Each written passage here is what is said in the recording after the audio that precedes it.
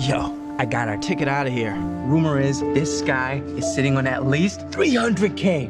Boom! That's our guy. Wait, is he blind? We messed up to rob a blind guy, isn't it? Just because he's blind don't mean he's insane, bro.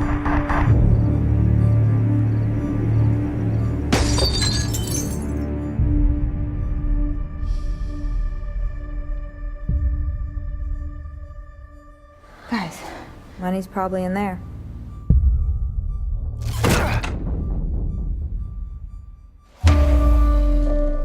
Who's there? Stay right there. How many of you are there? Just me, man, all right? Just let me go, please. Okay, I swear to God.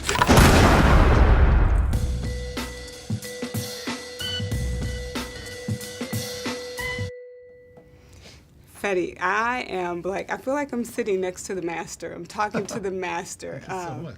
You know, amazing. Like, I have to say, I didn't want to see the film, but now that I see it, I feel like there's some life lessons in it. So I want to know, why Detroit? Why the city of Detroit? Detroit, I love that city. I mean, all of my characters, even in Evil Dead, my characters were from Michigan. They were from Flint, actually, in Evil Dead. And this time they're from Detroit. I think it's because I'm from Latin America. You know, I live in Los Angeles now, but I live all my life in Uruguay. And Uruguay, you know, it's like one of those cities that we were great in the 50s, and then from that point now, it's just all downhill. And we're doing good, but it's third world, right? So it's a different world that some parts of the States. So I think among all the cities that I've known, Detroit is the one that makes me feel like home, because it's really my generation, just like my generation in Detroit, grew up with your parents telling you like, oh, the best times are behind you, and now everything went to hell, and which is very unfair to say that, right. To the young generation. So those were characters that I knew. You know, just kids were people that I knew, that I grew up with somehow. No robbers, really, literally, but at least if it wasn't because they're robbing houses, I think the rest is pretty realistic of what's my experience. My experience is not going to the lake in spring break and all that you see in most movies. It wasn't that. So these characters are closer to the people that I knew in my life, right? Yeah, and so for me, I got a lot of life lessons seriously out of this. One is don't ever underestimate people. Yeah. And two is never ever assume that if you do good, good things will happen to you. Yeah. And I think last but not least is to really fight for what you want, because Rocky's character she was a fighter. So in doing this film, what life lessons do you want people to walk away with? I think it's like you said, there's many, and some of them maybe I don't want them to walk away with that. Like particularly the one that the blind man has that vision, right? That kind of true, and it's truly happened to a lot of people. That it's not because you do great in your life and you're a very good person, life will reward you. It unfortunately doesn't work that way.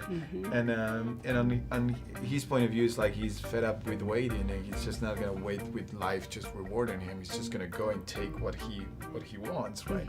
And you know, is a thing like any theme in a movie should have two sides, and you choose which one is the one that you believe in and which side you agree. So that's why I don't think there's a lesson, particularly themes are usually ambiguous, and it's really up to the audience to decide.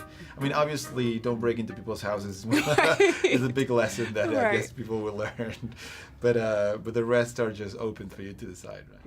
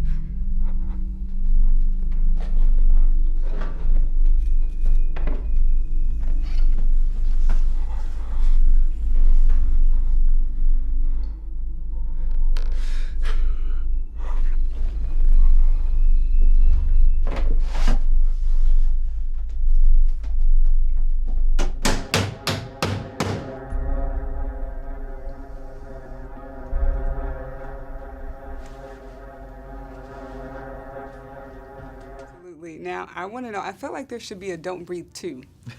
I At one feel point, that I way. was like, there's got to be a Don't Breathe 2. So what's next for you? I don't know yet. I mean, honestly, there's things for me like movies and stories. I have to just fall in love with the story. It's just like you never know until you know the story, right? It's just like if you're looking for love, you never know what you're looking for until you meet that person. And the same thing is for me with stories. I really take my time. My favorite directors make movies every 5 years, so I don't mind waiting and until the right story is, because my biggest fear would be to disappoint my audience and show them a movie that is just down the middle.